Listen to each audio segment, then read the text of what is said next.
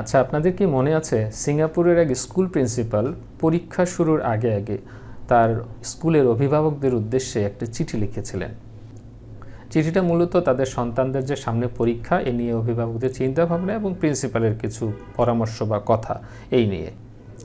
আজকে আমি এই চিঠিটার কথাই শোনাবো আপনাদেরকে। এই চিঠিতে প্রিন্সিপাল তার গার্ডিয়ানদের উদ্দেশ্যে, স্কুলের গার্ডিয়ানদের উদ্দেশ্যে লিখেছিলেন যে সামনে এক্সাম, আপনারা নিশ্চয়ই আপনার সন্তান ভালো করুক এই ব্যাপারে নিশ্চয়ই চিন্তা করছেন সন্তানের পরীক্ষা নিয়ে, কিন্তু দয়া করে কিছু কথা মনে রাখবেন। উনি গার্ডিয়ানদের উদ্দেশ্যে কিছু কথা মনে রাখার পরামর্শ দেন। কথাগুলো কি? এই যে যারা পরীক্ষা দিচ্ছে, মানে স্টুডেন্ট যারা পরীক্ষা দিচ্ছে, এদের মাঝে কেউ একজন হয়তো বিরাট বড় আর্টিস্ট, কেউ একজন আর্টিস্ট বলতে বোঝাচ্ছে যে ভবিষ্যতের আর্টিস্ট।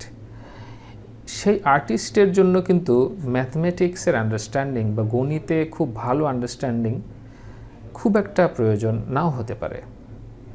তিনি আরও বলেন যে এই যারা পরীক্ষা দিচ্ছে এই বাচ্চাদের মধ্যে, এই শিশুদের মধ্যে অনেকেই আছে যারা বড় হলে উদ্যোক্তা হবেন। অর্থাৎ উনি বলতে চাচ্ছেন একজন উদ্যোক্তা আছে এখানে এই পরীক্ষার্থীদের মধ্যে, যার কিনা ইংলিশ ল্যাঙ্গুয়েজ বা হিস্ট্রির নাম্বারটা নিয়ে সে কেয়ার করে না। এই পরীক্ষার্থীদের মধ্যে কেউ একজন হয়তো মিউজিশিয়ান, সঙ্গীত বিশেষজ্ঞ, তার কেমিস্ট্রি নাম্বারটা খুব একটা ব্যাপার না।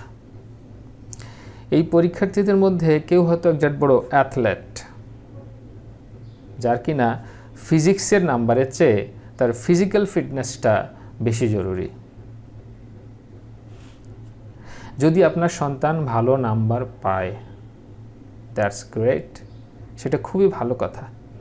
কিন্তু যদি না পায়, এই জায়গায় উনি কিছু কথা যোগ করেন যে যদি না পায় তাহলে কি হবে? ভালো পেলে তো ভালো, কেউ যদি ফিজিক্সেও ভালো পায়, কেমিস্ট্রিতেও ভালো পায়, ম্যাথসেও ভালো পায়, ল্যাঙ্গুয়েজেও ভালো পায়, খুবই ভালো কথা। কিন্তু যদি না পায়, সেক্ষেত্রে উনি কয়েকটা কথা এখানে যোগ করেন যে যদি আপনার সন্তান ভালো নাম্বার না পায়, তাহলে তার সেলফ কনফিডেন্স এবং ডিগনিটি এটা কেড়ে নেবেন না। Tell them it's okay, it's an exam, just an exam. তাদেরকে বলেন যে কোনো ব্যাপার না, এটা একটা পরীক্ষা, পরীক্ষা তো ভালো মন্দ হতেই পারে। জীবনে আরও বড় কিছু করার আছে, মানে জীবনে আরও বড় কিছু করার জন্য তাদের জন্মগ্রহণ এই পৃথিবীতে। শুধুমাত্র এই পরীক্ষায় ভালো মন্দ দিয়ে তাদেরকে জাজ করা যাবে না। বলেন পরীক্ষার নাম্বার যাই পাক না কেন সে, তাদেরকে আপনি ভালোবাসেন এবং এই পরীক্ষায় কম নাম্বার বেশি নাম্বার পাওয়া নিয়ে তাকে আপনি জাজ করবেন না। তিনি আরও বলেন, চিঠির শেষের দিকে বলেন যে প্লিজ এই কাজটা করে দেখেন, দেখবেন আপনার সন্তান একদিন বিশ্ব জয় করবে। একটা এক্সাম বা খারাপ নাম্বার তার স্বপ্নকে ছিনিয়ে নিতে পারে না। একেবারে শেষের লাইন খুব মজার, যেমন আমাদের প্রেক্ষাপটের সাথে একেবারে মিলে যায়। শেষে উনি যেটা বলে শেষ করলেন সেটা হলো, আর একটা কথা মনে রাখবেন,